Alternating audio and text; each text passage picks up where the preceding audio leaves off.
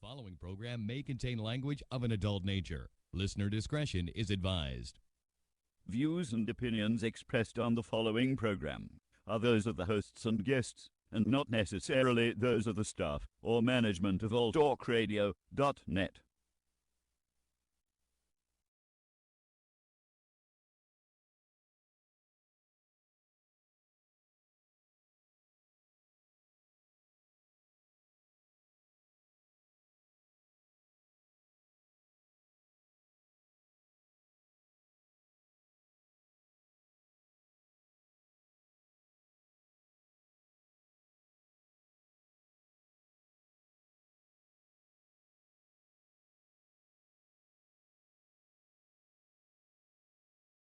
And welcome to another edition of the Dante's Boxing Nation Show. I am your host, Dante. And first and foremost, let me go ahead and introduce my very special guest in the studio with me, Miss Boxing Baby. What's going on? I'm good. How you doing? Thanks for having me here. No doubt. Welcome to the show. Thank you. Welcome to Las Vegas. I'm loving it. You loving the weather and everything? I don't know about the weather, but I love everything else. That's what it is. Hot for me. That's what it is. And for those of you guys who don't know, Miss Boxing Baby, not only does she have her own channel, but she's also the chief writer of nationboxing.com. So go ahead and check out her articles on that website. Let me go ahead and introduce my panel as well. On the phone with me, Boxing Ego. What's going on, man? Same old, same old. Same old, same old. Let's give it to him. And my man Fred Hawthorne, also with Nation Boxing and LA Watts Times. What's going on, Fred? Hey, how you doing, Dante? What's up, Ego? What's up, Boxing Baby? How you doing? What's up, yo? All right, and my man repping Texas, my man Marquise, what it do? What's good, Dante? I'm chilling. All right, now I just have to make sure. Do we have anybody else on the line right now? Yeah, what's up? What's up, Dante? There we go. AK, what's up, man? A-Rap King in the building. What's up, man? All right, and my man George, producer. Let's do it. What's going on, George? We're going to be doing it. All right, y'all. Real busy weekend. We got a whole lot to talk about. Let's go ahead and first open up with Errol Spence, man. Let's talk about Errol Spence. Errol Spence, the truth. You know, I mean, I wanted to get him on the show today, but he actually had to fly out to Texas at 4 o'clock when the show starts.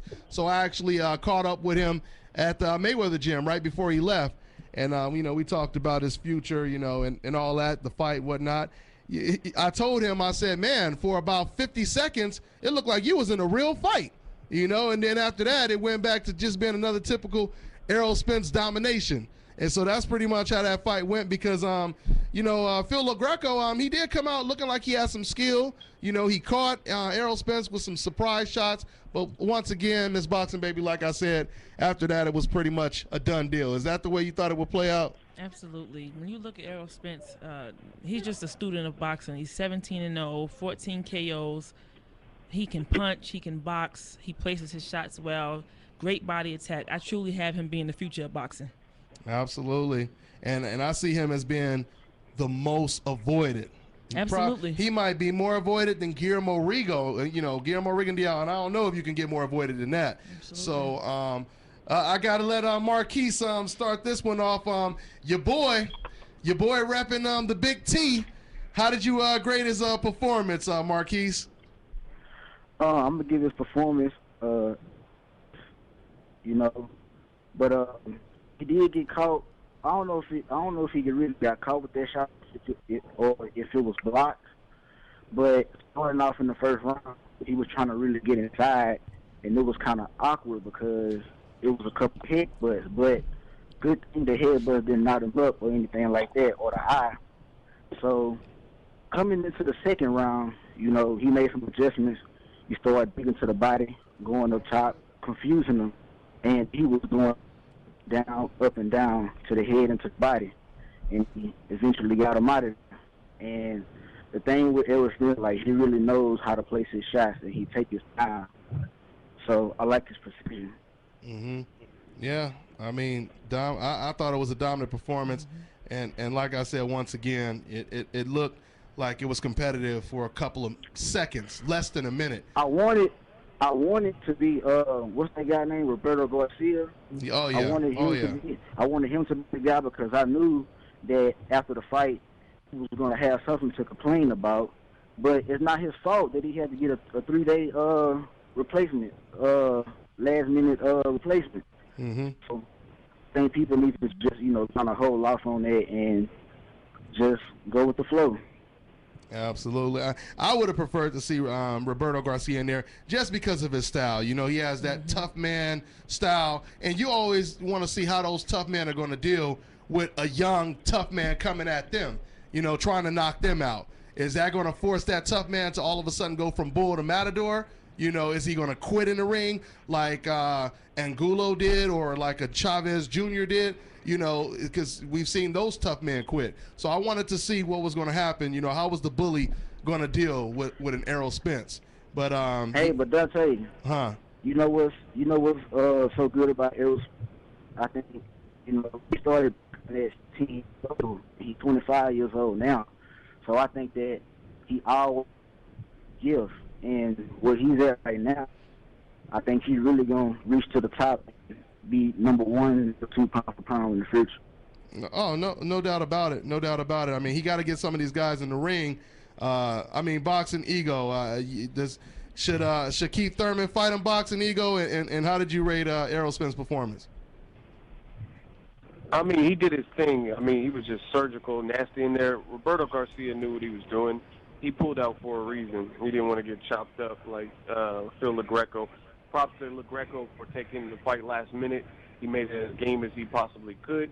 But then, in the end, skills pay the bills, and he could have had 3 months to prepare for this fight.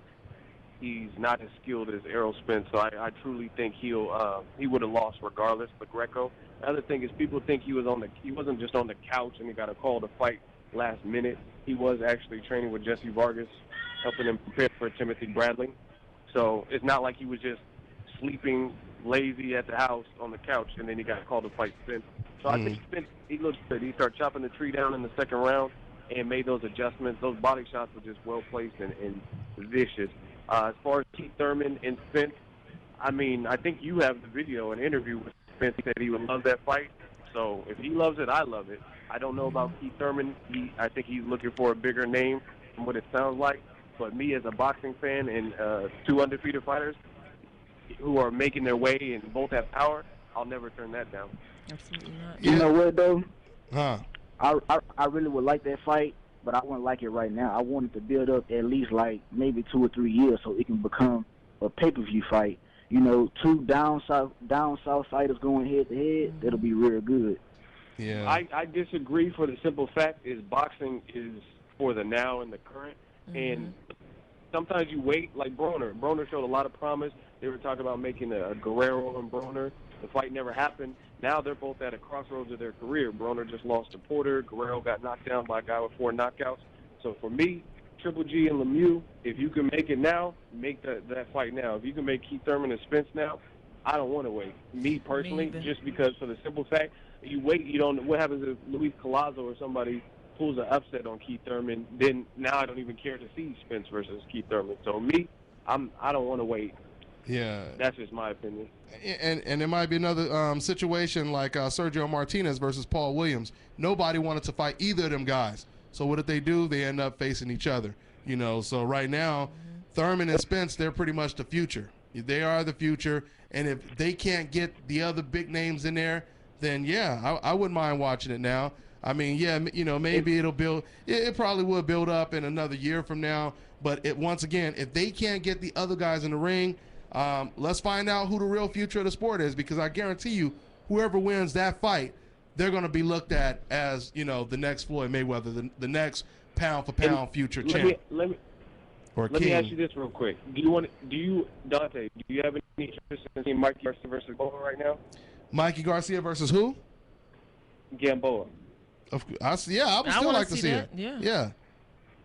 But does it have the same luster as when they were supposed to make it? Oh, not at all. Not at all. But it still has something behind it because we haven't seen Garcia in the ring. Yeah. And Gamboa just lost. I think it still has something behind it because people still want to see it. I believe. Yeah, I mean, I would definitely still watch it, but Garcia's been MIA, he's been inactive, and then Gamboa got stopped and dropped 4 times by Terrence Crawford, so it's not going to have the same 2 undefeated when they were both. You know what I mean? Garcia was climbing to the ranks and stuff. That's why I don't really like waiting. Yeah, wait long. Like Juanma Lopez and Gamboa was a thing at one point, but they wait so long. Now nobody wants to see fights like Gamboa and Juanma Lopez because of things happen in boxing at a moment's notice. Yeah, and nobody ever knew that Lopez didn't have a chin. We didn't know that. So. Absolutely, and we're gonna move on. But if Fred and AK, if you guys want to add on to that, you can. But we'll just jump into Andre Ward real quick, and like I said, you guys can add on, whatever you want. Okay, so Andre Ward was off for 18 months, and he gets a 9th round KO over Paul Smith. I'm gonna tell you guys, that was an impressive performance, a flawless performance. And I was telling Miss Boxing Baby before the show started, he looked like Roy Jones mixed with Floyd Mayweather. And what'd you say? You said and some B-Hop. Some B-Hop too, right? I mean, what did you think about his performance? I mean, it was absolutely flawless. He's another student of boxing. I knew you didn't see him in the ring, but we all knew he was still in the gym, and it looks like he never even left the ring. Put me in the mind frame of when Floyd came back and completely dominated Marquez. That's what I saw Saturday night. Like he's something special. He's back. He's my number 2 pound for pound behind Floyd. And he's about to take over the super middleweight or the light heavyweight division because nobody can beat him in either weight class. And they hating it right now, Fred, because now he back. And they can't even really make the excuses. Oh, well, he's not fighting, so we took him out of the pound-for-pound list. I mean, is he back to that number 2, number 3 spot, Fred, or what? Man, I mean, one would argue he may be number 1, I mean, just because he probably has more knockout power, but because Floyd is a big money draw, he would be number 1. But the question is, who is he going to fight next? I mean, he looked great. He looked great this past weekend, but now when they go to the table, who will have enough confidence in themselves and the management team to say, you know what, I think I can get in the ring with Andre Ward. But he's a freak of nature, man. I like the comparison between him and Roy Jones, with the exception that he's a more business type of. He brings a suitcase. He brings a suitcase more often than Roy Jones would. But I'm a huge fan of Andre Ward, and Boxing Eagle, you had a chance to cover that fight, correct? Boxing Eagle, yeah. You covered it, right, Boxing Eagle? Okay, I think we lost him. We'll get him back. So do we? Okay. Marquise, AK, you guys still? Go ahead. Yeah, I'm still on. Okay. Go ahead, Fred. You had anything else to add on to that? No, that's it. No, I want to digress and talk about Errol Spence. See, here's the catch now. If I'm Amir Khan, Keith Thurman, and or Sean Porter, see, Floyd Mayweather is doing a great business move. He's relinquishing his belt so he can give it to his stalemate. So he wants Errol Spence to get a belt and fight on his undercard. But I heard in somebody's interview, Keith Thurman and Sean Porter said in the press conference that they're not willing to fight on his undercard, and neither will Amir Khan. So now the question would be is, how will it look in September? Because no one's going to fight Errol Spence, not because they're afraid of him, but because they want the money and the belts. And Floyd has both. So why would you settle for an Errol Spence who's 17-0, and no one really knows who he is unless you're us?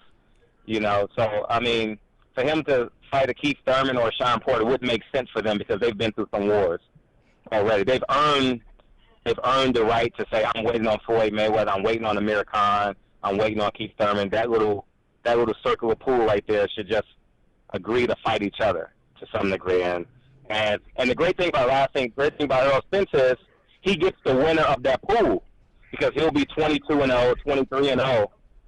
And when they come out of fighting each other, those 4 or 5 fighters, he'll be ready to fight them. And then he'll be able to take the pound-for-pound king. I think that's how we'll go at the 147, 154 I actually think that he's ready to take a step up. You think back to when Floyd had his first title fight. What was he, 18-0? I think it's time for him to step up to that level and show that he can. Now you have him and Keith about the same knockout ratio. Keith is 26-0 with 21 knockouts. He's 17-0 with 14 KOs. About the same ratio. They both can box. I think that's an excellent fight. I say have it on the Mayweather undercard as one of the co-main events. I think it'll really be a hot draw. That's a great fight for boxing. two boxer punches. To me, with Errol Spence being more of a student, I think it's a great fight for him. It's time for him to step it up. Another thing. It makes sense, but they're doing but the key component is a business move.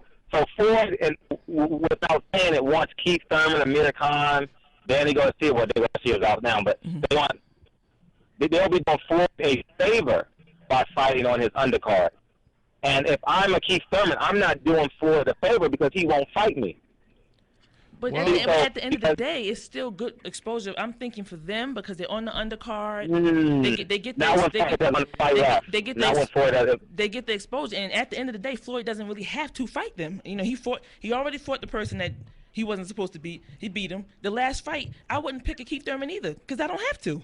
I can pick whoever I want to pick at this point. So I say, come on his undercard. You look good, and then you set up the future fights. Because at the end of the day, those fights are not going to happen. Amir Khan is not going to get Floyd. He's done nothing at welterweight to deserve Floyd Mayweather. I don't think Keith Thurman is going to get him. So now you have to move on to the next big thing. Yeah, and I don't even think it's so much. I'm sorry. Go ahead. I don't even think it's so much of them doing Floyd Mayweather a favor. I mean, the whole thing is you building up to something. When Canelo Alvarez wanted to fight against Floyd Mayweather, they basically said, you got to fight somebody undefeated. You got to make this help build the fight. So they said fight the undefeated Austin Trout. And that helped, the Canelo versus Mayweather fight. Because if he didn't fight Austin Trout, then people would have said, well, Canelo had never fought anyone. He didn't even deserve to get in the ring with him. But he unified the belts at 154, and that made that more of a legit fight. So, I mean, when it comes to Keith Thurman, you're right. Let me say one more thing, Fred. When for sure. When it comes to Keith Thurman, it's kind of ironic to me because Keith Thurman is usually the person trying to fight, the big name Floyd Mayweather, and Floyd is saying, you're not at that level yet, right? Now, Keith Thurman is almost in the same position because Errol Spence, he wants him, and now Keith Thurman has the option to say, you know what, I could do what Floyd Mayweather, what I said Floyd Mayweather wasn't willing to do, and go ahead and fight a young up-and-coming lion who's coming after me, or he could turn it down, So the whole thing is, let's not, get it twisted. Keith Thurman did a little bit more than Errol Spence. But at the same time, he didn't do a whole lot more than Errol Spence. I mean, he got the Robert Ghost Guerrero, fight, and that was a good fight. But Errol Spence is not too far away from Keith Thurman. I agree. So go ahead, Fred. No, I'm not talking about talent. I'm talking about the business side. So, for example, if we're talking about eyeballs, Maidana did $850K, right?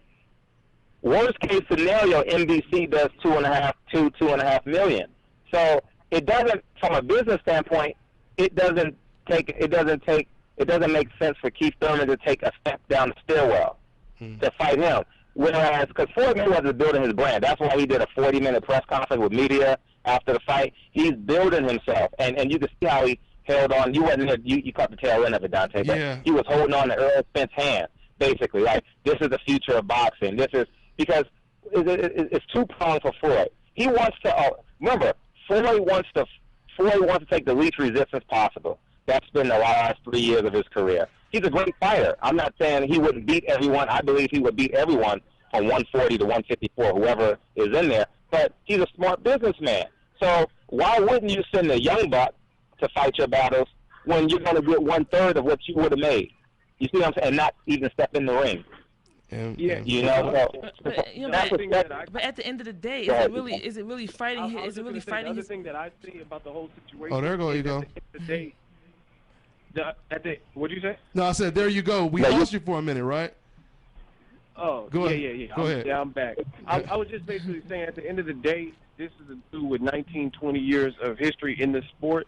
So everybody, and this includes everybody, it's not really doing him a favor because those guys in the grand scheme of the business are all more replaceable. Like Canelo, he said, he's not going to agree to sign me before the Guerrero fight was to commence. And then Canelo dropped off his undercard, and what did he do? Canelo got replaced. They still did the best numbers that particular year. They put like Abner Matas and De Leon or whoever on the undercard. So, I mean, Keith Thurman doesn't have to fight on his undercard, but at the same time, he hasn't. The best names on his resume are probably Robert Guerrero and Diego Chavez. So it's really doing him more of a favor than Mayweather, because I mean it's obviously going to help his numbers, but he's replaceable. They can get Leo Santa Cruz and put Abner Mares on the undercard if Keith Thurman don't want to do it. So really, Mayweather has more options than a lot of Way people more. because he's the quote-unquote A-side. And at the end of the No, day, I'm not disagreeing with that. But he just, from Keith Thurman cannot make negative or lateral moves right now. He's 24, 25 and 0. He needs to fight a Pacquiao, he needs to fight Amir Khan, or he needs to fight Floyd Mayweather. But what if they don't get in the ring with him, though? What if they don't get him in the ring with him, though? If they don't get in the ring, he fights a Corazzo and he calls him out. He fights a Roberto Garcia and he calls him out. You know, but he fights a Adrian Broner, calls him out. But it's no reason for him because he doesn't want to fight a person with a swap spots, and he hasn't put as much sweat, blood, and tears into this game as Keith Thurman from a record standpoint.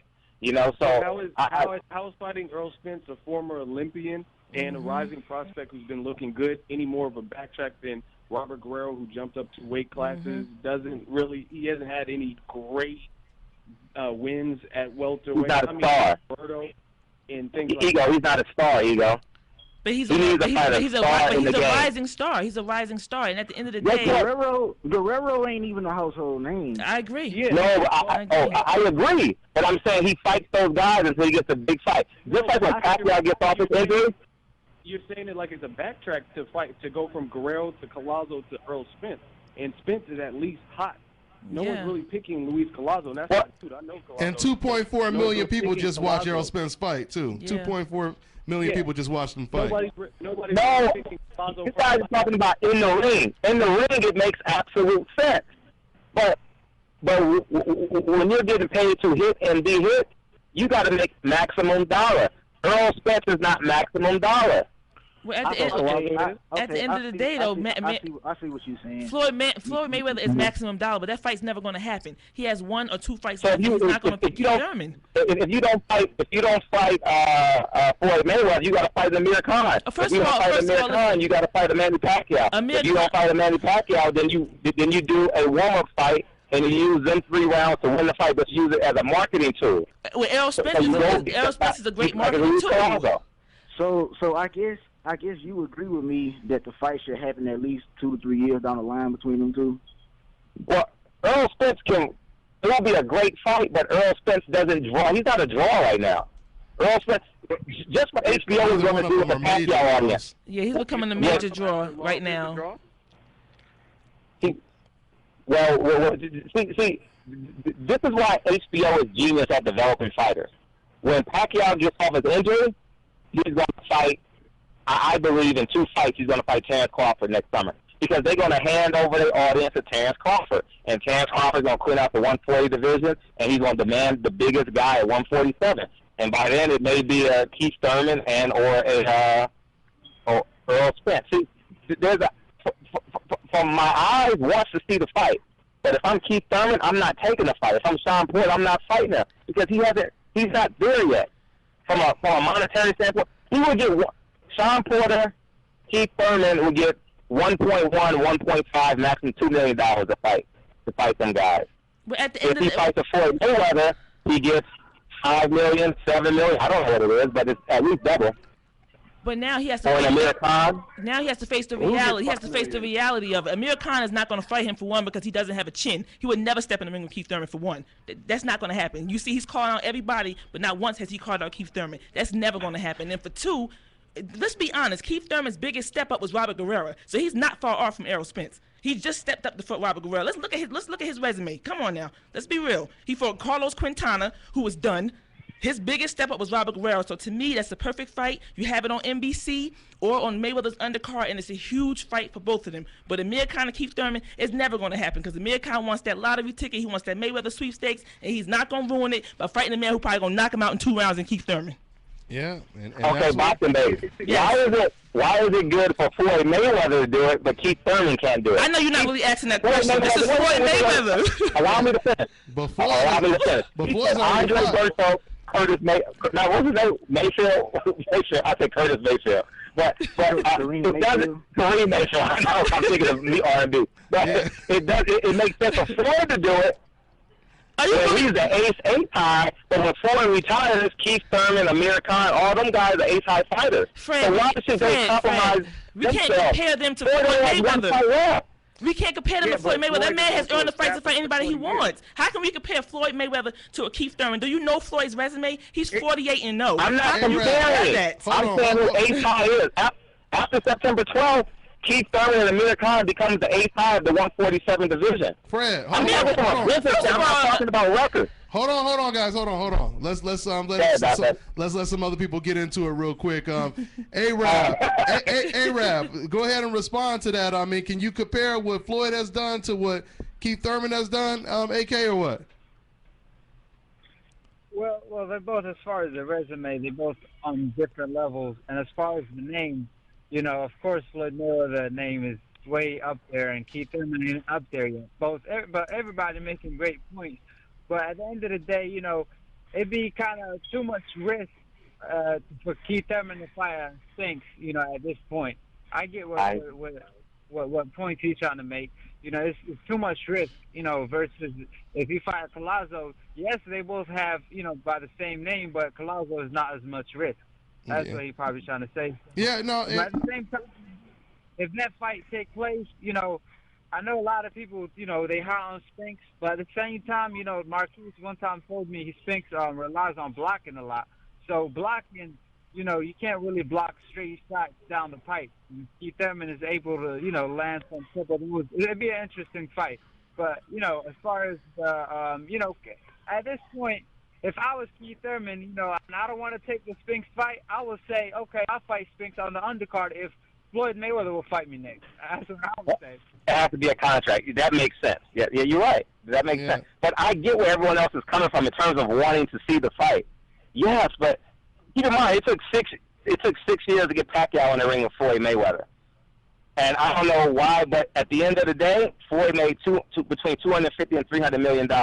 If I'm Keith Thurman, I don't want $1.1 million again. I want $3 million. The $3 million fight is Amir Khan, Manny Pacquiao, and if he crosses the water, maybe he gets that with Kell Brooks and Floyd Mayweather. I don't want $1.1 million anymore. Yeah, I want $3 million. Well, the Mayweather. Yeah, but that's not realistic. If you look at other persons, Nonito Donaire fought Rigondeaux, which was a respected test. He got like $1.4 million. So what person at Keith Thurman's level is getting $3 million a payday? Robert Guerrero.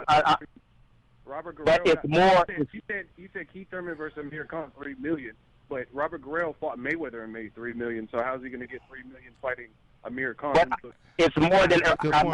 Good point. Well, those are round numbers, Ego. I'm talking about in terms of dollars. How much he would get more money fighting Amir Khan? You just said that I'm not fighting for $1.1 million. I don't want that. These other guys aren't getting. Broner just fought Porter, which was a 50-50 fight on most people's scorecard, and just barely cracked over $1 million, and Porter got over $1 million. So Keith Thurman's not getting anything like, you know what I mean, to fight Amir Khan, who looked suspect, versus Chris Algieri. He's not getting $2 million or $3 million. But, you know what I mean? Yeah. But let's be real. Who has Keith Thurman You're really talking fought? semantics, Ego. You're talking semantics. So what I'm saying, I'm not talking of. It's not even a discussion in terms of where people are in terms of the boxing community. Amir Khan, Errol Spence. It's not even comparable. I mean, it's not even comparable between Kell Brooks and Errol Spence. It's not comparable between a Manny Pacquiao and an Errol Spence. Look. Remember, you want marketing dollars. You want a Nike contract. You want a Reebok contract. You want an ASIC contract. You will not get that with an Earl Spence. But to me, that's still his stiffest level of competition. Like, go ahead, Ego. Let me just. Go ahead, Ego. If someone's trying to, like, if your whole mantra is from a business perspective, and we use that all the way through, that's where I don't agree with it, because it doesn't make sense. Like Amir Khan, you can't say, oh, I don't want Kell Brooks. I don't want to fight Kell Brooks, even though there's a lot of money in that fight. I only want the big fight, and then you fight Chris Algieri. Same thing with Keith Thurman. You can't say, oh, this doesn't make any sense, but then you're fighting Luis Collazo, who Khan really destroyed. So how can Errol Spence, a respected, undefeated guy, you don't want to fight him because it doesn't make business sense, but fight Luis Collazo? That's where the rhetoric or what's being said, the principles don't make sense. Mhm. Why? Yeah, but Floyd, ego. I mean, you guys got to take in what is the landscape now. Floyd has one fight left. I got to get that Floyd, man. I got to get that needle in the haystack. And in order for me to get that needle in the haystack, I have to demand it. I have to do everything I can to get that fight. I have to put myself in position to get that fight. Why would he agree to an Errol Spence fight when he has assuming he beats Collazo? Floyd Mayweather has yet to announce his opponent. You can't settle for an Errol Spence when Floyd has yet to announce an opponent. Yeah, but Same thing with Amir Khan. Okay, so Floyd is making it clear. Floyd is making it clear that he's not going to fight Keith Thurman. So Keith Thurman already knows Hey, you know what? he's not going to get that fight. and you're going to demand Mayweather. So to demand him, you fight Collazo. How is that putting you any closer to Mayweather? Collazo is damaged goods. How is that putting you any closer to Mayweather by fighting Luis Collazo? That's a good point too. Dante. But Floyd has already fought the Errol Spences. He did He's that already. fought the Keith I Thurmans. agree. He's already fought all those Yes, guys. I am in agreement with that. I agree with everything that you're saying, but from a business standpoint, it does not make sense for Keith Thurman, just like it doesn't make sense for Floyd Mayweather to fight Robert Guerrero now, or Victor Ortiz who wants a rematch. It doesn't make sense. Okay, I just think. Go ahead. Okay, I just think. Go ahead. Like 1 or 2 years from now, the fight will make sense. I think that will put an end to all of it. Okay. Yeah, well, Go ahead, Ego. Go ahead, Ego. Dante. Huh? Okay, this is what I'm just saying. Keith Thurman is a great fighter. We interviewed him. I have nothing. I don't even know if Spence can beat him or who wins. It's not even a prediction. But simply put, Keith Thurman is a great fighter, but he's not in the position to call shots. Cotto, based on what he's done career-wise, he could say, you know what, I'm not fighting Triple G because it doesn't make business sense, because I have a fight like Canelo, which is a bigger fight and more of a 50-50 fight. Keith Thurman, in my opinion, is not at that spot where he could dictate. People were saying he was overrated and he hadn't faced his biggest step up till Robert Guerrero. And then the biggest thing that has not been discussed with this whole discussion that is being left out is Floyd said he's going to put up his belt for Errol Spence and Keith Thurman winner. Yeah. So, Keith Thurman, you have to make your own career. Spence, you got to make your own career, and there's a belt at stake. Yes. So that's bargaining chips. We all think that Floyd will probably go for 50-0, beat Rocky Marciano's record. Now you at least have a shot at the 50. At the end of the day, you're not. I've watched Floyd way too much. You're not going to be able to control that man and force him. People were like, oh, he's a coward. He doesn't want to fight Pacquiao. He moves to the beat of his own drum. So Keith Thurman, there's nothing he can do by stalling and not holding out and all this. Amir Khan's been desperately pleading. Well, you're right. Yeah, you're right. But who would have predicted Maidana? Hold on. Amir Khan's been desperately pleading for a fight and doing gags and all kinds of posts and stuff like that, and he still hasn't got the fight. He won the Mayweather poll. So at the end of the day, Keith Thurman has to do what's right for his career. And if he can get a belt and some bargaining chips, then you can put more pressure at least on Mayweather. But other than that, you're not going to be able to force this man. I mean, if that was the case, we should have seen Pacquiao 5 years ago if whoever could force him. Now we got to move on, guys, because we're gonna run out of time. So let's go. I mean, but you guys could, like I said, you guys could still add on to that while we're talking about other stuff if you guys want. Briefly, we ain't gonna talk about this for too long, but let's talk about David Lemieux versus Hassan Ndam. David Lemieux, he knocks down Ndam 4 times. Impressive victory. David Lemieux, he looks very strong. He's a very strong come-forward fighter. I was surprised, that he did so well because I thought he was more easier to hit, and I thought the fight would be more competitive. But he dominated the fight, So I would like to see him fight against Golovkin, since Golovkin ain't going to get in there with the real champion that's close to him, which is Andre Ward. And he ain't going to fight, Edeslani Lara, which makes all the sense in the world. I would settle for David Lemieux. Let's go ahead and let's start with you, Boxing Ego. What do you think, man? You want to see? What did you think about his performance, and what do you want to see next? I agree with Triple G. I mean, Triple G, he's in a situation. Carl Froch, I talked to Eddie Byrne over the weekend. Carl Froch, he doesn't know what he wants to do. He's kind of on that A side. I'm the A side, so I might retire, I might not. So Golovkin is not going to stall out his career, I wouldn't imagine. I talked to Tom Loeffler before, too. So I mean, Triple G has to move forward with his career. I wouldn't wait with Carl Froch if he's pondering retirement. And then Cotto and Canelo looks like they're going to be fighting. So it leaves Triple G without a credible name like that that'll really draw, that'll exceed what he's been previously fighting. So I think Lemieux and Triple G now makes sense because he can't. I mean, I don't see him corralling Mayweather, Canelo, Cotto, or any of those massive fights. So that would be the next best thing. David Lemieux, I think he looked good versus Hassan Nadam. He had 4 knockdowns. Quillen had 6, I think it was. But I think through the entirety of the fight, I think David Lemieux looked just his punch accuracy and stuff looked better, and he looked good. So I'm ready for it. He resurrected his career since the Rubio loss. So let's see him in there with somebody tougher. Yeah, and Maurice. Maurice. Marquise. You mean Marquise? Yeah. Look at y'all got me dizzy, man. All It's this that talking. Mayweather and Thurman talk all over the place right now.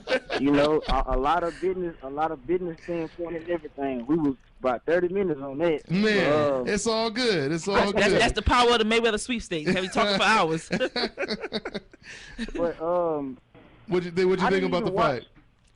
I didn't even get to watch David Lemieux and Endom. Yeah, most people didn't. Most people didn't. Yeah, That was the best one of the night.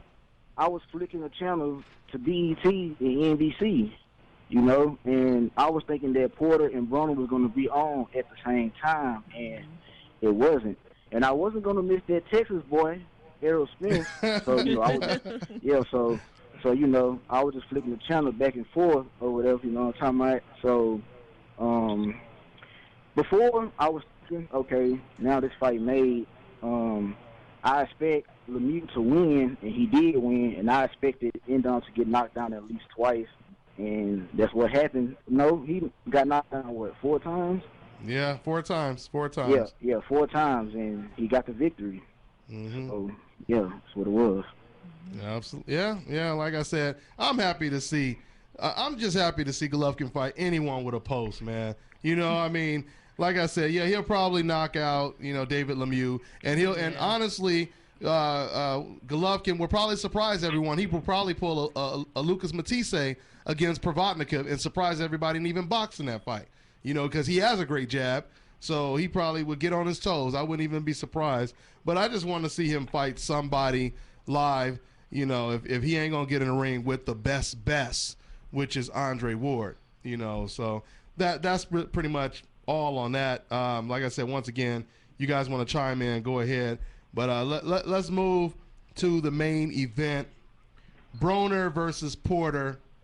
This was it was a big fight. Like I said, once again, NBC did around 2.4 million views. You know, that's huge. That's huge. I mean, PBC is basically doubling what HBO and Showtime is doing, right, Miss Boxing Baby? Absolutely. So we were there live. You know, we covered it all. You know, how did it play out? Did it play out the way you thought? I know it didn't play out the way you thought. Well, my thing was always if AB stuck to the game plan, he would have won that fight easy. He didn't. Not that Porter looked great. He just did what he was supposed to do. He was classic Porter. He was come forward. He was like a bull.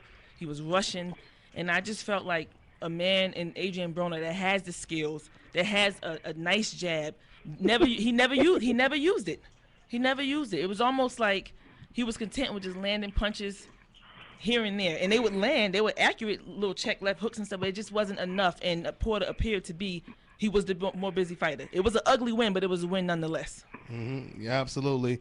And I actually did a prediction with my boy from and he wanted me to upload the video on my channel, you know, before the fight. But I said, no, don't upload it right now because I'm doing all this, you know, covering both fighters going back and forth. Mm-hmm. But now I can talk about it, you know, and the fight kind of played out the way I thought it would play out. I thought, unfortunately, I didn't think that Adrian Broner would be active enough to deal with a volume puncher that's constantly coming when it comes to Sean Porter. You know, I thought the pressure might just be a little bit too much, and I slightly leaned towards Porter to win the fight. Let's go with we ain't heard Arab in a while. Arab, A-King, AK. How did it go, man? Yeah. What did you think, man, about the fight? Yeah, Yeah, well, I picked Sean Porter to win the fight, but I thought he was going to be more aggressive. And, he kind of boxed him, and every time, he landed a shot here and then, he would jump on him. And, it won't look pretty, but he's the guy working. And I know Adrian Broner, he get discouraged too quick. As soon as, as soon as you put him under pressure, he stop throwing punches. And that's why I picked him to win the fight. And then before the fight, after the weigh-in, they said that Sean Porter could dehydrate to whatever weight he wants, because before the fight they said he can't dehydrate more than 10 pounds, and that's what was worrying me about Sean Porter and his chances of winning that fight. But after I heard that he's good, that he could dehydrate, I knew he was going to be able to pull it off, and he did. And like I said, when we were talking earlier, we know Sean Porter, we know Keith Thurman in reality can't get the Floyd Mayweather fight. We know that. So, they don't want the Spence fight because there's too much risk. So might well they fight each other on for their next fight. And, they both agree to fighting each other, So I think they might end up doing that. Yeah. You could. It's a possibility. Fred, now you guys could check out Fred's video uploaded on my channel. He did about a 15-minute video talking about Adrian Broner versus Sean Porter. Elaborate on that, Fred. So can Porter can Broner come back? I mean, what's your thoughts, man? Man, first of all, Boxing Dave and I had we disagreed after the fight. I don't think Broner is a good boxer. People say he just has great reflexes. He's unable to time his fighters. He has terrible footwork. When under pressure, people say he had 25 fights to figure out professionally. I'm just talking about professionally now. He had 25 fights to figure out Sean Porter's style. Plus, he known him because they fought in amateurs together. He knew for the past 10 years if he fought, he's going to have to hold, turn, throw the jab. Hold, turn, throw the hook. He didn't do it not once, and it's just awful to see that a person who we believe can turn that talent into a skill, that it doesn't go into fruition.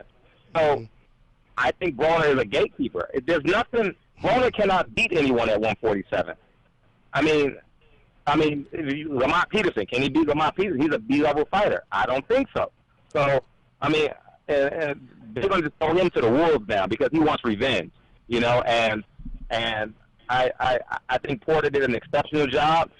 How can you not know what you're getting into when you're fighting Sean Porter? You're the fool if you don't make the adjustment. You know what I'm saying? Even if he was drained and dehydrated for 6 rounds, you're getting Sean Porter. And he didn't make no adjustments. I didn't hear what Mike Stafford was telling him in the corner, but there was no adjustments made. Even when he tried to bail, he was off balance going into the ropes. Who gets out of the way? Even Amir Khan.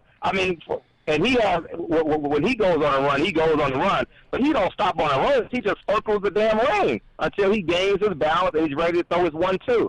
Adrian Broner, I believe, getting back to the main point, is a B-level fighter that has great potential, like them basketball players you see at your local gyms. Man, if he had the coaching, if he had a father, if he had some discipline, he would be great.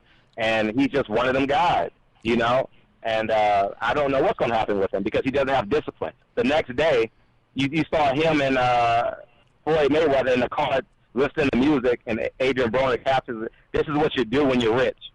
Come on, man.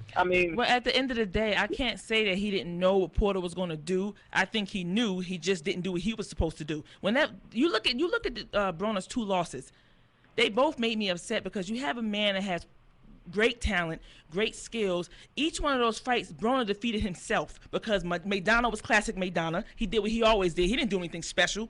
Porter was classic Porter. He didn't do anything special. Adrian Broner defeated himself. He knew what he was getting in front of him. He just didn't make the adjustments. He didn't make it. You watch a John Molina fight, he's constantly jabbing upstairs, downstairs. That's what he needed to do to tire out Porter and keep him at bay. He dropped him in the 12th round. So let's just say he jabbed him in the gut the whole fight. He probably would have stopped him. These are things you have He to. doesn't know how to get there. These are things He you have doesn't have to. a These are things you have to navigation system to get realize. there. You have to realize your own potential and your own talent. If you don't see it, you're gonna constantly fight at that type of level. He has to realize the talent that he has, that I see, and that numerous, even Floyd Mayweather, think he's a great boxer. He sees a lot of potential in him. He has to see that talent. And for Floyd Mayweather, the king of the ring, to think that about him, he has to see it in himself. Once he sees it and realizes what he can do, I don't see anybody beating him. And no, I don't see him fighting at 147. I don't like him at that weight at 147. Everybody can't fit into certain divisions. I don't think he's going to be good or fit well into 147. I think he can make 140, and I do. Yeah, he's going to stay at 140. He's going to stay at 140. Yeah. And I think he can beat. I think he can gotta beat some get good what people. You got to get what you. When a person shows you who they are, believe them. Listen, Adrian Broner is who he is. You're talking about him wanting to not drink, not party, not have sex tapes, not be disrespectful. That is Adrian Broner. So if he's exerted energy outside of the ring doing negative things, how in the world can you expect him to go in the boxing but ring and be disciplined? we have to talk about the present now. That's stuff in the past. And we have to say one thing. I'm gonna say one thing. The man is 25 years old. He's still a child. He's still a young man. He has time to grow and progress. But that's stuff in the past. We have to talk about the present now and where he needs to go, because at the end of the day, he knows I have to go back to the drawing board now. This is my second loss to a man who was not on my level. So I have to go back to the drawing board and do what I need to do to get my career back to where it should be. Yeah. Because think about it, Porter or McDonough are not on his level. They're not. Skill-wise, they're not. But you know what? Well, he destroyed Malignaggi. Yeah, he did. But you know, but boxing ego, this is my thing, and like I said, this is just the way I see it. You know, my own personal opinion. But I don't really think the stuff that he does outside of the ring has anything to do with his skills in the ring. I just think that's how he fights. I mean, even as an amateur, we know, just hearing Kenny Porter talk, Gary Russell talk, a lot of these guys said, you know, yeah, when we will be at these tournaments, you know, we will be placing first, and a lot of times Adrian Broner would be getting second place or third place. You know, that's just, you know, the level that he was at that time, and right now this is the level that he's at. I honestly don't think what he does outside of the ring, you know, and how he acts to the public and the media, which, you know, is not always, you know, tasteful, but I don't think that, you know, that affects how he fights inside the ring. What you think about that, Ego? Well, I disagree with that. I'm more on the lines of Fred. Like, to me, I was disappointed. One, where I'm from, you can't talk that much and then put on that type of performance. Like, whether you're playing a game of basketball or whatever. So that was one thing. And then two, the worst thing for me is to see a person with skills to pull off and dig down deep and win some of these fights, like Ms. Boxing Baby was saying, and they squander it. That's the worst. Like Phil LaGreco versus Errol Spence, no matter, 10 out of 10 times I think he would have lost to Spence because there's a separation in skill. But to see Broner lose fights that I think he could actually win, even if he didn't win them, he could win more rounds and have a better showing. You know what I mean? You've seen, like Ms. Boxing Baby said, you've seen what he did in the 12th. So I think he has the capability, but if you don't have it up top to hold it together, then it is what it is. And to me, when I look at a guy like, I think Broner's in love with the celebrity of being, of being a celebrity. And that's a bad path, because you can't have 1 foot out, 1 foot in, and you have to respect the game of boxing. If you don't respect boxing, it's not going to respect you.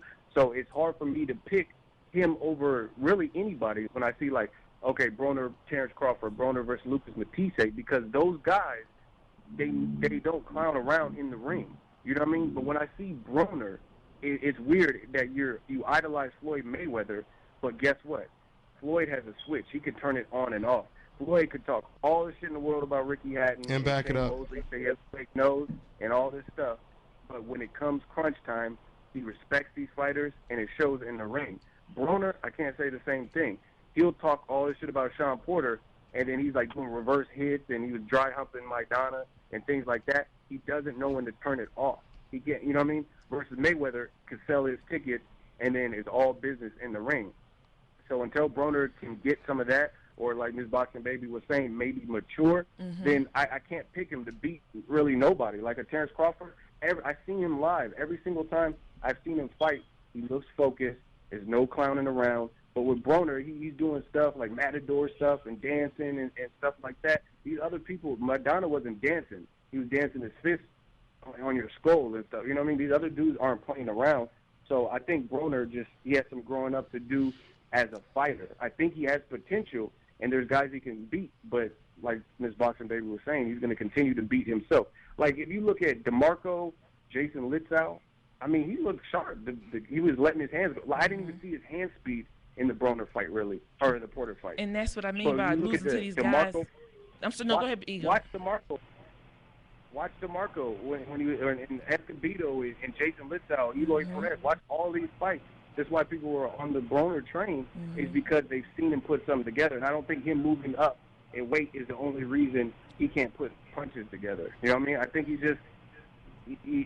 he's sidetracked or something. Like, he cares more about looking flashy and stuff than buckling down and doing what you got to do to win the fight. At the end of the day, he has to. It's going to be a time when he's going to grow up. He knows he's going to have to, because this is boxing. It's not nothing you can play. This is your career at stake. You're still young. You have plenty of fights left in you. So you take a look at yourself. You grow up and let it transfer into the ring, because we know the man has natural talent. And to lose to fighters that just are not on your level. It was a quote that Cuz D'Amato used to say. It's fine to lose to somebody who's better than you, but to lose at your own regard because of yourself, that's not good. So to defeat yourself is not good. These guys, Porter and McDonough included, are not on his level skill-wise. They're not. So at the end of the day, you go in the ring, you do what you're supposed to do, but it has to transfer to the outside. And I have faith in him. I believe that he's young. He's finally going to get it. He's going to get it. You know, he's fighting on NBC. He knows he has to do better than what he did. He's going to get it. He's going to grow up. He's 25 years old. He's going to grow up, and he's going to realize this is it. This is now or never, or I'll end up lost in the system. Like, I think the same thing with even Chavez Jr. and Victor Ortiz. Victor Ortiz, I think truthfully in his prime, he could have beat a lot of guys. You know what I mean? Maidana, he knocked him down like 3 times and stuff. But when, like Fred was saying, when people show you those patterns and habits, it's like, how long is it going to take for you to get it and grow up with it? Chavez Jr., how many failed weight attempts and making your own catch weights and stuff before you actually get it? So I agree with Fred in that when people keep showing you a habit or a pattern. Like Victor Ortiz, I don't care who he fights. He could fight Rod Salka. I'm picking Salka to win. Yep. Because You're right. Me too, because he's probably going to quit. I haven't seen enough consistency to say, you know what I mean, he gets frustrated, leaps off his feet, headbutts Mayweather. He got frustrated versus Josito, and he started rabbit punching. And quit against Maidana. When fighters keep showing, Maidana, he quit in that fight. Like, so that Broner created this stigma. So it's going to take a lot. It's like you go to a Walmart and have terrible customer service. You don't just go in one time and have a better experience and then all of a sudden Walmart's the greatest store. You have to keep going back to that Walmart, the same Walmart, and then have great customer service experience before you start getting on Yelp and raving about Walmart.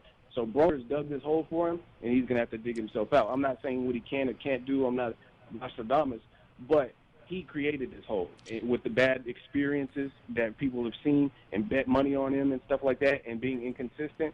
So either he can or he can't, but I've seen a lot of fighters. Can I just Jermaine say I Taylor, love Victor Ortiz. They're talented. Chad Dawson. All these dudes are talented. Chad Dawson had more trainers than Floyd, Roger, and Floyd Jr. You know? You're right.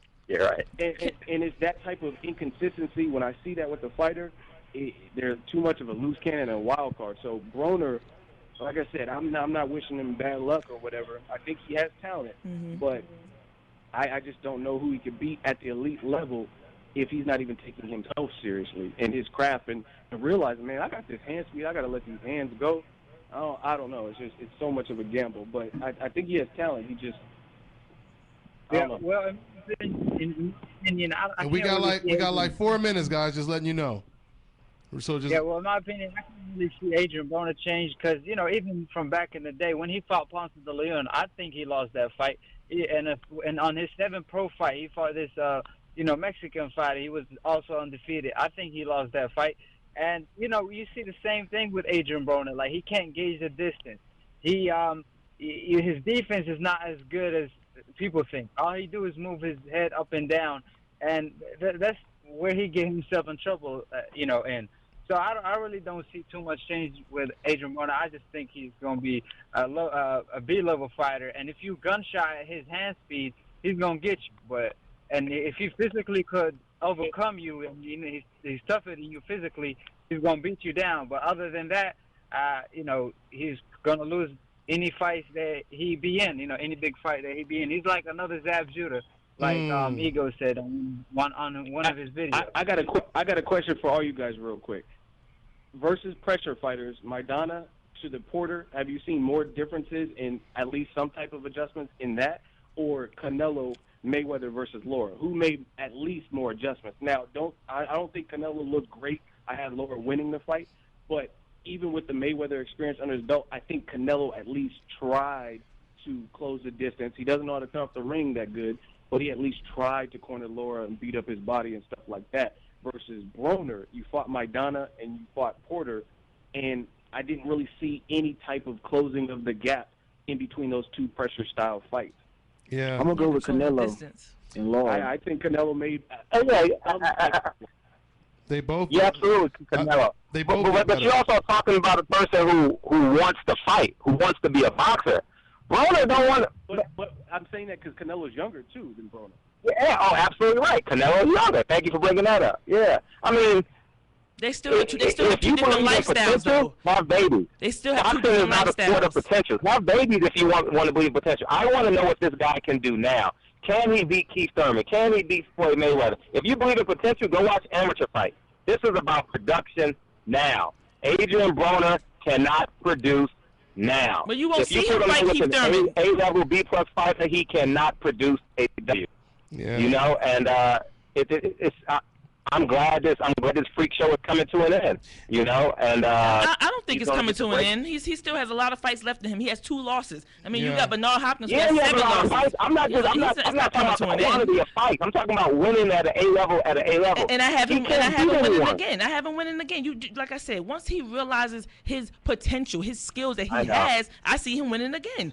I mean, let's be honest. You're dreaming. Everything came on with, I guess we're in the dream together then. You dreaming that you think Keith Thurman going to fight Mayweather. We dreaming together. I mean, we dreaming together. You take him back, and he keeps on you again. All right. You still have potential. All right. Let's leave Dreamland for a second. I'm just saying, right? Hey. I just want to agree with Boxing Eagle real quick and just say, yeah, no doubt about it. Doing all that talk leading up to the fight is definitely not a good look, if you lose, if you do all that kind of talk. I'll say, because it was very entertaining when Broner was doing all that talk leading up to the fight. The shit was funny as hell. It's supposed to be funny. I watched my own video about 20 times, back to back, just laughing and just, it was funny, all the stuff that he was doing, but you got to win, though. You gotta win after you do all that, You gotta win. Or at least do more than what he did. Yeah, at least do more than what you did. Yeah, or at least do what we know you can do. Yeah, or at least have it to where it's a toss up and people was like, oh man, that was just unbelievable. I want to see the rematch. And that's not what people are talking about. People are saying that Sean Porter, he won decisively. So I mean, I'm kind of in agreement with the majority of you guys. I believe it's going to be very difficult for Adrian Broner to beat the top-notch level fighters unless he really sucks it up and steps his game up. For some reason, his volume is not there. Adrian Broner is not comfortable with letting his hands go, and he didn't adjust. The perfect example that Boxing Eagle made, he didn't adjust. It wasn't like a fight like, with Floyd Mayweather. If things are not going the way he wants it to go in the first 2 rounds, he gonna go with plan B. You know what I mean? And then plan B takes over. But we didn't see a plan B. We seen plan A, and it was A the whole night, and A didn't work. And I think he should have sold out in the 12th round. You had the boy on. He had nothing to lose. Yeah, I agree. He should have went before broke. That's the only way. He should have did what he did in the 12th round earlier. That's what he should have did. He should have worked that belly, stick that jab to his midsection, tied him out, and did what he did in the 12th round earlier. That's what he should have did. Broner's so arrogant. He thought he was up on the card.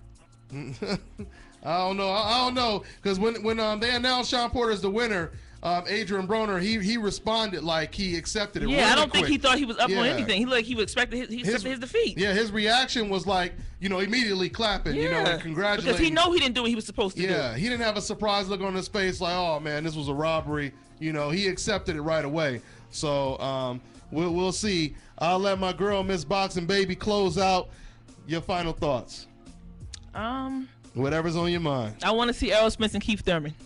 There it goes. They're going to dream. Right now. The dream battle. Back to the dreamland. Y'all so funny. All right, y'all. For all my guests in the building, repping Jersey, check her website out, or I should say check her YouTube out, Miss Boxing Baby, and check her articles out on nationboxing.com. And we also have, all these guys right here have YouTube channels, great YouTube channels, Boxing Ego, Arab King, Barbershop Conversations, that's Frederick Hawthorne, and your boy Marquise. Ain't doing this YouTube, but he damn sure doing the Dante's Boxing Nation. So we see you guys next week. It's the Nation, baby.